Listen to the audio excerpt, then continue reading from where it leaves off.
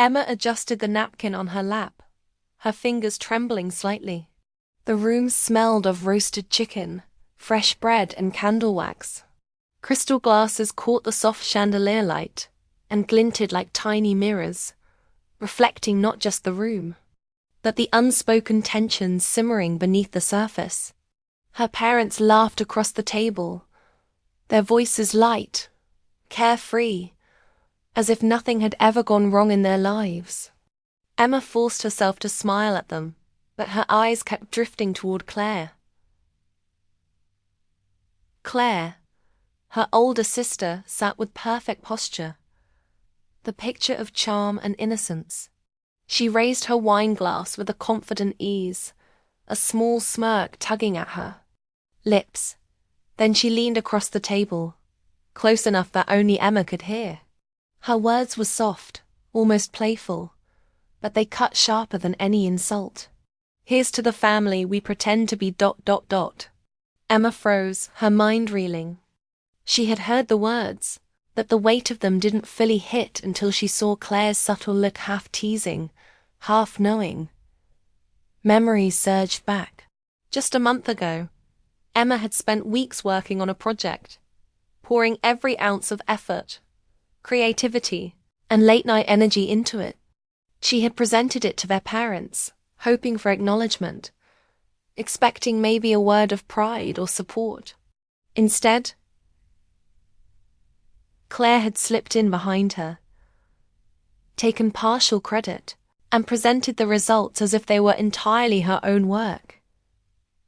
Their parents had congratulated Claire, praising her intelligence and initiative, and Emma had been left invisible, unrecognized. Powerless, that the betrayal wasn't dramatic or loud. It wasn't something that could be pointed at and shouted about. It was subtle, sly, and humiliating. Claire had the charm, the timing, and the ability to convince everyone, even Emma herself at times, that she wasn't wrong. But Emma knew. She knew exactly what had happened, and that knowledge burned like a hidden fire. Emma looked down at her plate, pretending to slice her chicken, but her mind was racing. She thought about all the moments Claire had taken advantage of her kindness, borrowing things without asking, spreading little half-truths, taking credit for group projects. It had always been there in small doses, enough to make Emma doubt herself, but never enough to prove anything. But this was the tipping point. The quiet, perfect betrayal in front of their parents. Emma clenched her jaw, trying to control her rising anger. She remembered the exact moment she realized Claire had crossed the line. It had been late one night when Emma was rechecking the project files.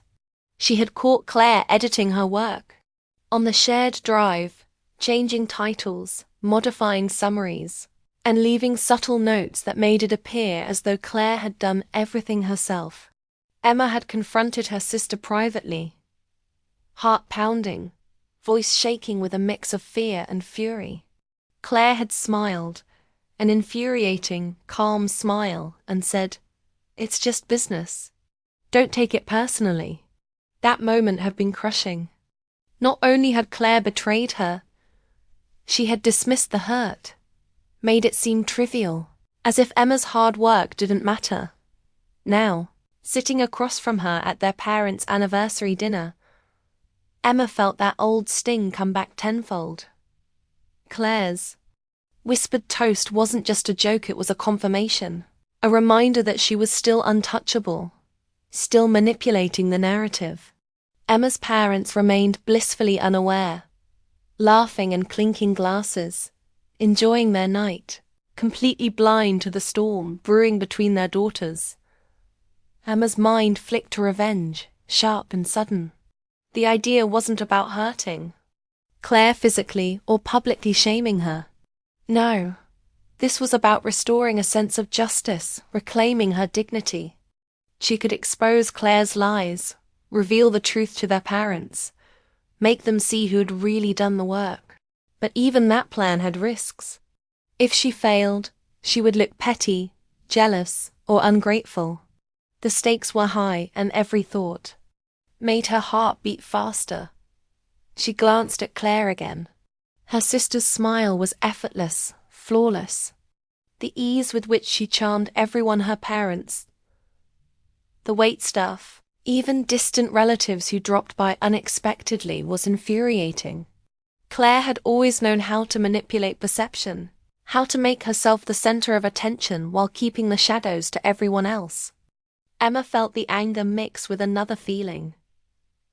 Envy. Not just of Claire's success, but of her audacity. Her sister had no remorse, no hesitation. She acted as if Emma's feelings didn't exist. Emma tried to push the emotions down, to focus on the dinner. She nodded at her parents' stories, forced laughter at anecdotes, even raised her glass when Claire made another perfectly timed joke. But internally, she was calculating. Every glance, every word, every small gesture became data for a plan forming silently in her mind. She was beginning to see the outlines of revenge, not violent, not dramatic, but precise, careful, and unavoidable. The irony of the moment wasn't lost on her. Here they were, celebrating her parents' decades of marriage, a symbol of unity, love, and harmony, while a war of subtle deceit and silent grudges played out at the table. Emma realized that family, no matter how perfect it seemed on the surface, had fractures. Some were small cracks. Some were deep enough to threaten everything. And tonight, with Claire's whispered words still lingering in her ears, those fractures were painfully visible as the dinner progressed. Emma's mind raced with possibilities. Could she wait and watch, gathering evidence silently, until the moment was perfect? Could she confront Claire privately, forcing a confession, and reclaiming her dignity without involving their parents? Or should she act in the open, at the risk of causing a scene, risking her parents' disappointment, and potentially shattering the family's image forever? Each option carried consequences. Each option fed her inner fire. Emma realized that betrayal was more dangerous than anger. It was quiet, subtle, and insidious.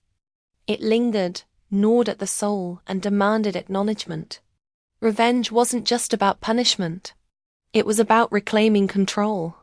And tonight, in the soft glow of candlelight, with her sister laughing across the table, Emma made a silent promise to herself. She would not let this go. She would find a way to balance the scales, to make sure Claire understood the cost of her deception. The rest of the dinner passed in a blur.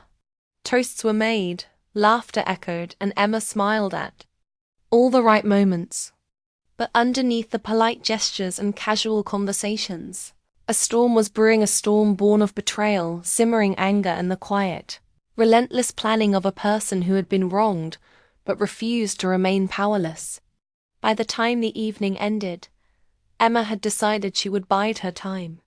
Revenge would come, but it would come on her terms, calculated, precise, and unforgettable. As they left the restaurant, Claire's arm hooked around their mother's, her grin still flawless. Emma's resolve hardened.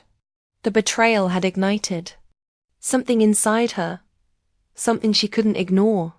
She didn't know the exact path yet, but one thing was certain: Claire's charm and cunning wouldn't protect her forever. Emma had learned the rules of the game, and now she was ready to play. The days after the anniversary dinner were a whirlwind for Emma. At work, every task felt heavier, every glance at her phone sharper. She replayed the scene over and over: Claire's smirk, her whispered words, the casual betrayal that no one else noticed. It had been weeks since the project incident, but the wound felt fresh, raw, and personal. Emma couldn't stop thinking about what she could do to reclaim her dignity. Revenge wasn't just an idea anymore. It had become an obsession. At first, she tried to push it aside, to focus on her own life. She reminded herself that she had achievements, that she was capable, that her parents would eventually see the truth. But the more she tried to ignore the injustice, the louder it echoed in her mind.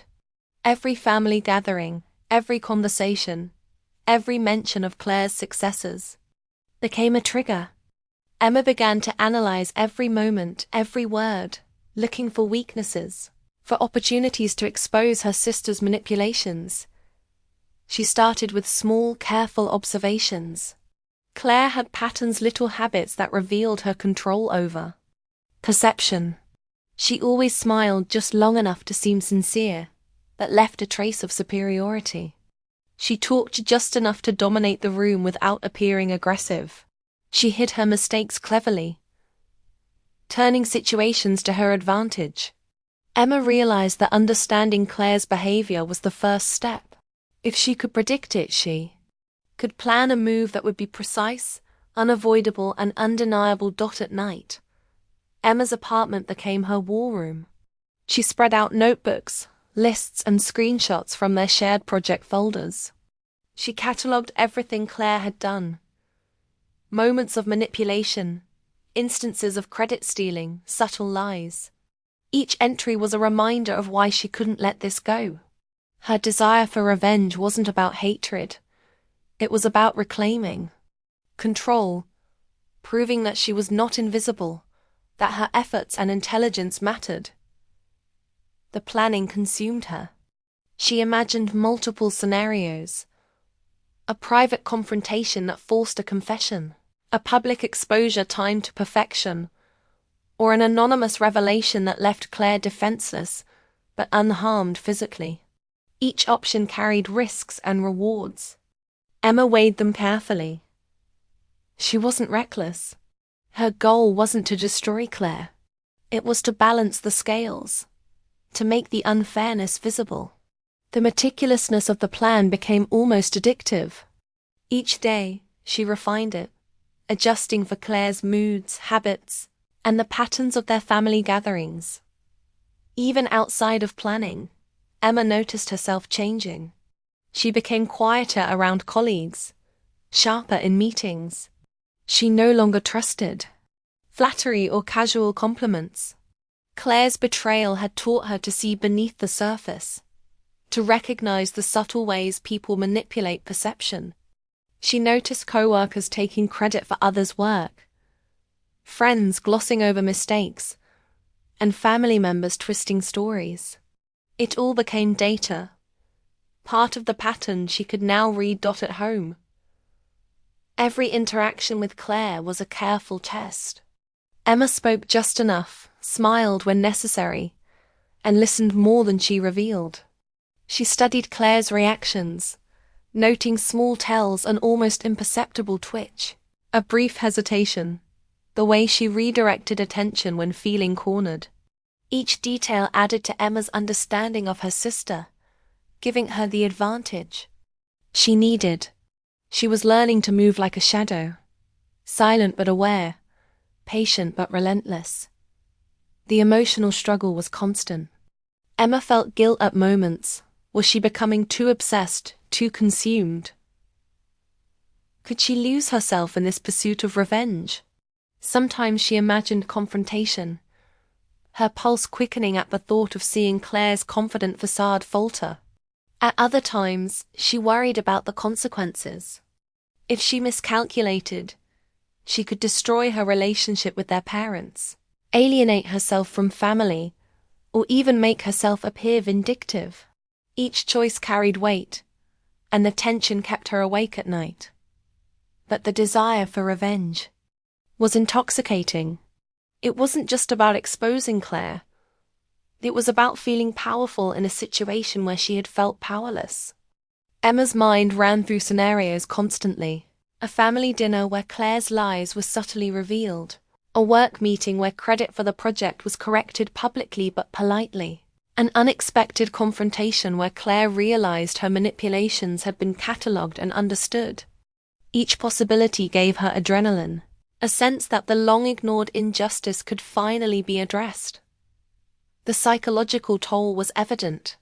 Emma felt a strange mix of fear, excitement, and moral questioning. She questioned herself constantly. Was she justified? Was her anger valid? Could revenge ever truly satisfy? Or would it only lead to regret? Yet, even with these doubts, the compulsion grew. Every memory of Claire's betrayal, every whispered toast at the anniversary dinner, strengthened her resolve. She couldn't undo what had happened, but she could decide the outcome moving forward. As weeks passed, Emma began testing the waters. She engaged Claire in casual conversation, dropping hints that she knew more than she appeared to. Claire responded, with her usual charm, brushing off remarks with ease. But Emma noted every subtle reaction. It was like a chess game, each word, each gesture a move toward a final, decisive strategy. Emma felt a mix of anticipation and anxiety. She understood now that revenge was not just about the action. It was about timing, precision, and control. Outside the family, Emma also sought support subtly. She confided in a trusted friend, carefully framing the situation without sounding vindictive. Talking through the betrayal gave her clarity, helped her organize her thoughts, and reinforced the fact that she was justified in her feelings. She wasn't alone in recognizing deceit, and knowing that someone else validated her perspective strengthened her confidence. By the time the next family gathering approached, Emma felt ready. She carried herself with quiet confidence, appearing composed while internally reviewing every angle. She had studied Claire, catalogued every instance of manipulation, and practiced the restraint required to execute her plan flawlessly. Her strategy wasn't impulsive, it was deliberate, patient, and calculated. Still, the moral struggle persisted. Emma wondered whether the act of revenge would truly bring satisfaction. Would exposing Claire hurt her more than it helped? Could she achieve justice without losing herself in the process? These questions didn't paralyze her. Instead, they sharpened her focus. Every plan had contingencies. Every move considered the consequences. She wasn't blindly chasing anger. She was seeking balance, clarity, and closure. And so, as the evening of the next family dinner arrived, Emma felt the tension like a live wire under her skin. Every glance, every smile, every subtle movement of Claire's was now a piece of a larger puzzle. The stage was set. She had learned patience, observation, and control. The fire of betrayal had been tempered into a strategic resolve. Tonight, the next chapter of the story would begin, and Emma would decide whether to act, to wait, or to find a way to claim her power without destroying everything in the process. She looked across the room at Claire, laughing lightly with their parents, completely unaware of the storm that Emma had been quietly preparing. Emma's heart raced, not with hate, but with focus. Revenge was no longer a fleeting thought. It was a calculated path, precise and deliberate. And when the time came, she would move with purpose, guided not just by anger, but by clarity, intelligence, and a deep understanding of the stakes, the struggle, the planning, and the emotional turmoil had led her here, to the brink of action, ready to face the most difficult question. Would she take the step or hold back? The night of the family gathering arrived, and the air was thick with tension Emma could almost taste. The house was warm, filled with the smells of roasted vegetables and fresh bread, but Emma hardly noticed. She moved through the rooms with a calm exterior, masking the storm of thoughts that had been building for weeks. Every step, every glance, every small gesture was measured. Tonight she would decide. Claire was her usual charming self. She floated from room to room, smiling at parents, cousins, and even distant relatives who had stopped by unexpectedly. Her laughter was light, infectious, the kind that made people forget anything else. Emma's pulse quickened as she watched. The instinct to expose the truth and see Claire falter was strong. Months of planning, nights of analysis, and the simmering anger all led to this moment. Emma took a deep breath and reminded herself of everything she had learned. Revenge was not just about emotion. It was about timing, precision, and impact. She had prepared meticulously. She knew Claire's patterns, her reactions, and her weaknesses. The proof was compiled, undeniable, and arranged in a way that would leave no room for misinterpretation. It would be flawless, but Emma hesitated. The moral weight of the decision pressed down on her. If she acted, there would be consequences: fractured family relationships, anger, disappointment, maybe even regret. Could she carry them? The dinner progressed, conversations flowing around her like water. But Emma remained focused. She studied Claire's every move. The way her sister laughed a little too long at her own jokes. The subtle gestures designed to keep the spotlight on her. The tiny shifts in posture when someone else tried to dominate the conversation. Emma felt a mix of frustration and admiration. Claire was brilliant at manipulating perception, at hiding flaws, at being untouchable. And yet, for the first time, Emma felt the power of knowledge. She understood the game, the rules, and the ways to turn them in her favor. When dessert was served, Emma felt her pulse quicken. The room was filled with soft chatter, the clinking of spoons against plates, and the occasional laughter. Claire leaned toward her parents and whispered something about an old memory, and they laughed. Emma's mind raced. This was the moment she could act. The proof she had gathered, emails, drafts, and edits showing Claire's manipulation, was ready to be presented subtly. One simple move, one carefully timed comment, and the truth would be undeniable. She imagined the shock on Claire's face, the sudden loss of composure, the quiet satisfaction of justice. Emma's hand tightened around her glass. She could almost hear the internal cheer of months of careful planning, the validation of every late night, every observation, every decision. But even as the excitement built, another thought crept in. What if this moment destroyed more than it fixed? What if revealing the truth publicly hurt her parents' trust in both daughters? What if it changed everything forever, and not in the way she hoped? The weight of potential consequences slowed her heart for a moment.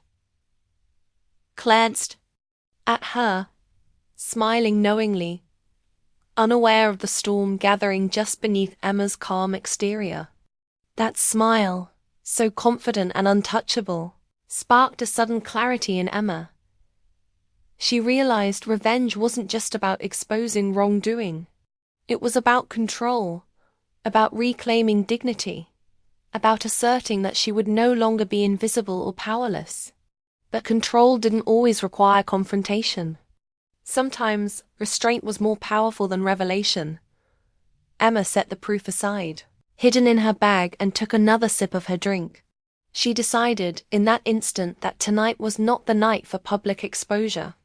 The moral question of revenge, whether it would truly bring satisfaction, had been answered for her. She didn't need to humiliate Claire to reclaim her power. She could be patient, strategic, and still maintain her integrity. The rest of the evening unfolded in a careful dance. Emma engaged in light conversation, smiled at the right moments, and even complimented Claire once or twice. Her sister responded with the same effortless charm, oblivious to the internal game Emma had been playing for months. Emma felt a quiet, almost private triumph. She had resisted the urge to act impulsively, to let anger dictate her behavior. That control, that restraint, was its own form of victory. As the night wore on, the family gathered in the living room, sharing stories and laughter. Emma sat quietly observing.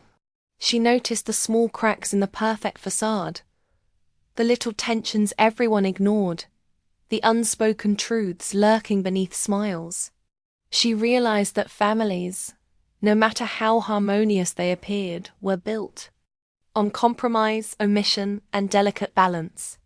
Her betrayal, though painful, had taught her a vital lesson. Some battles were not meant to be fought publicly. Some victories were won quietly within.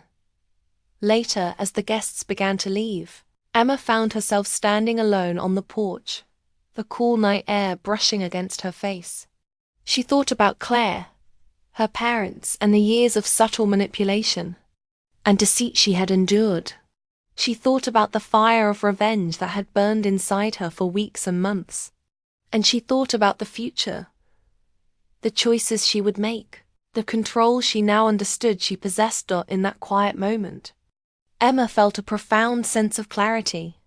She had the power to decide how she responded, to choose dignity over retaliation, patience over impulse. The desire for revenge had not disappeared, but it had transformed. It was no longer a consuming force, but a measured awareness.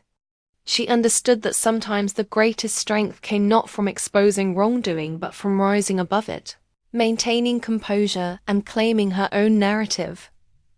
Emma returned inside and joined her family for a final toast. Glasses clinked, smiles were exchanged, and laughter filled the room. Claire leaned in again, whispering the same teasing tone she always used, but this time Emma simply smiled back, a small, knowing expression that no one else noticed. The weight of her inner storm had lifted. She had chosen a path that preserved both her integrity and her power.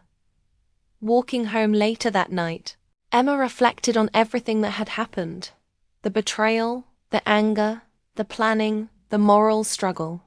She realized revenge in its purest form was rarely satisfying if it came at the cost of one's own peace. The real triumph was not in exposing Claire, but in reclaiming herself, asserting control over her own emotions and refusing to let the betrayal define her. For the first time in months, Emma felt free. The fire of anger still flickered, but it was tempered, controlled, and focused on the future she could shape. She understood now that revenge could be dangerous, consuming, and ultimately hollow. That self-mastery, patience, and quiet strength, those were victories that no one could take away. As she lay in bed that night, Emma smiled faintly. Claire remained unaware of the quiet reckoning that had taken place. Emma had faced the moment of decision, weighed every consequence, and emerged not just unscathed, but stronger, wiser, and in control. Revenge had been an option, but Emma had chosen a higher path: restraint, dignity, and the knowledge that true power often lay in patience, clarity, and the ability to rise above betrayal without losing oneself. And in that knowledge, she found something far more satisfying than any fleeting triumph over another person. She found peace.